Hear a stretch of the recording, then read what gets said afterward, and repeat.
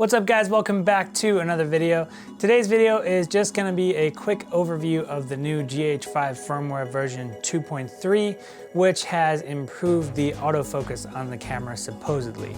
So today I'm gonna be doing some tests with my Sigma 18-35, the Tokina 11-20 millimeter, and my wife's kit lens, which is the Panasonic 14-42, I believe. She got that with her G7. So we're gonna be testing those out with the new autofocus in various different modes to see how they perform. I am most curious to see how the Sigma is gonna perform, as that's the lens that I use most often.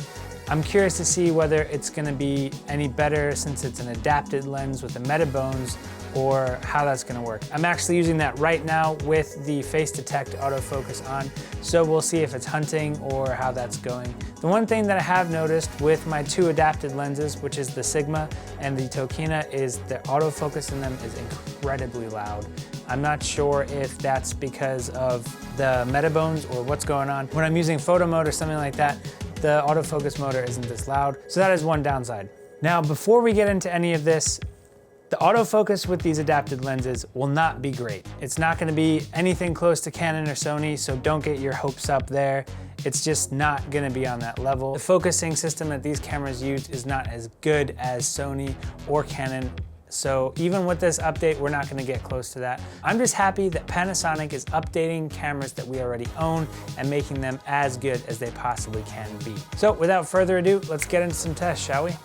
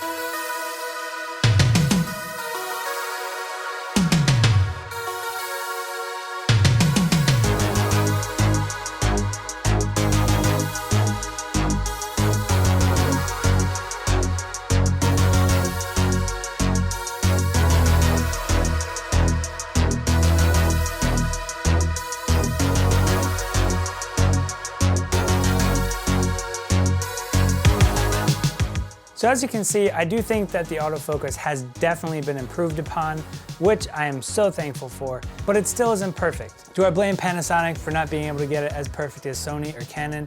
No, because they're using a completely different and inferior focusing system. So the GH5 is still not a perfect autofocus camera. They have improved it as much as they can, but in the end, it's still lacking. So I will still be using manual focus for all of my important things. I'll probably still be using manual focus for these YouTube videos. They have an app on your phone which actually lets you adjust focus from your phone, so that makes focusing on myself while I'm in front of the camera super easy with manual focus, so that's a non-issue for me. So in the end, this update is definitely worth getting. It does increase your autofocus performance, especially with native lenses, as you saw with that Panasonic 14-42 lens. If you're gonna be vlogging, definitely go with native lenses. If you're gonna be doing anything else like YouTube, I think adapted lenses work just fine. I mean, I'm not entirely sure if this lens has been able to keep me in focus the entire video, but it seems like it's doing a pretty good job. I did notice in tests before that it does hunt a little bit, so that is unfortunate. So let me know what you guys think in the comments down below. Do you think it improved enough for you to get a GH5 if you haven't yet and you've been waiting to see if they do any autofocus improvements? Also, if you have an adapted lens like me, does it make as much of a noise as mine does? I'm really curious to find out. Leave a like if you enjoyed this video, dislike if you did not. Let me know in the comments what I can do to improve these videos and if you would like to see anything in the future. That is it for me today, guys. I will see you in the next one. Peace.